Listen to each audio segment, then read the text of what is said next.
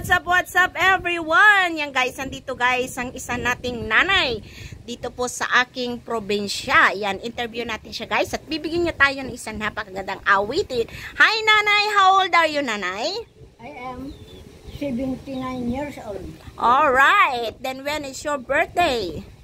Marso 20, 1944. So you're gonna be 80 years old, right?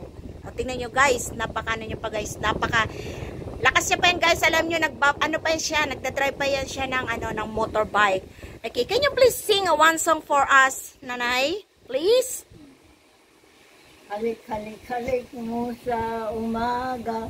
Halik, halik, halik mo sa gabi. Virgin pa yan guys, virgin. Dalaga pa raw siya, dalaga. Hinahanap sa tlina at gamot ako't yakapin ang buong ipitil hanggang sa tuloy ng maging baliw. Yan na, hindi ko alam yun ba? Baka mayroon pa, yung mga panahon ng ating mga Ay, yung mga... yung team song ninyo dati ng boyfriend mo. Gano'n ba? Hindi ayos, hindi. Yung dalaga ako. Oh, sige nanay, sige. Pero hindi ko nasabihin na dalagaan, nag-iisa na lang ako.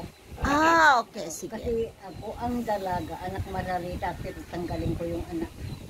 Ako ang dalaga, ako ay nag-iisa. Sige po, sige. Alright, ladies and gentlemen, guys, for her second song. Alright, go ahead, nanay. Ako ay nag-iisa, anak Margarita, di dapat hanapin sa kisig at gara. Kung nakakita ka, maganda at mariwasa. Akong iniwan mo palibas ay dukha. Tapo naman ako ng libong pag-ibig at igaganti ko bawang pagtitiis at sinumpa ko na at lupa at langit. Akong iniwan